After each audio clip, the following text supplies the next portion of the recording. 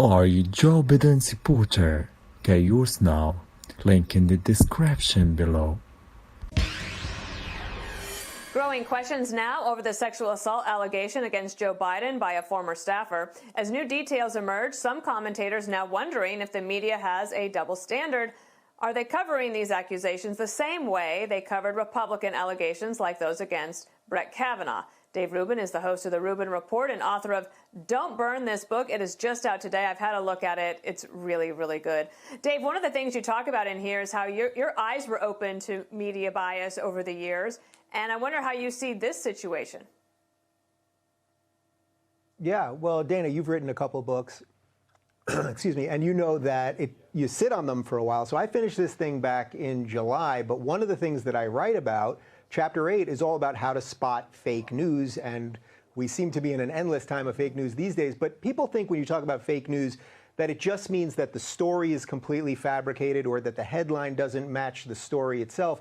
But actually another, I would say, more pernicious, subtle type of fake news is when the media ignores a story that doesn't fit their narrative. So when the Brett Kavanaugh hearings were happening, every allegation was printed on the front page of the New York Times, and CNN ran with it, and Washington Post and the rest of it for weeks and weeks and weeks. I was actually on tour with Jordan Peterson in Europe at the time, and people literally were coming up to me on the streets of Dublin and asking me what I thought about the Brett Kavanaugh allegations.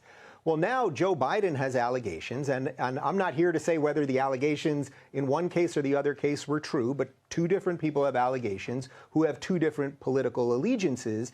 And for weeks now on Twitter and on YouTube, people have seen these Tara Reade allegations.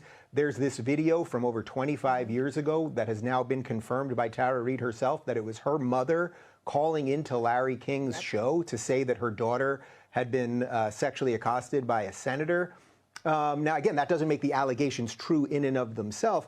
But the point is, one type of fake news that exists is when the media ignores something. And because Joe Biden is a Democrat, because he's a lefty, he gets a pass from mainstream media, where we know if this was a conservative, and we have evidence of it in the case of Brett Kavanaugh, that he wouldn't get a pass. And people really need to wake up to this sort of thing.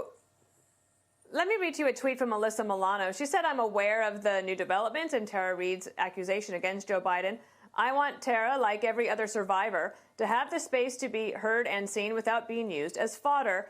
I hear and see you, Tara, hashtag me too. But really, because, Dave, in 45 minutes or so, I guess Joe Biden is having a virtual town hall about women's issues. And we found out that Hillary Clinton is going to be his special guest and will be endorsing him today.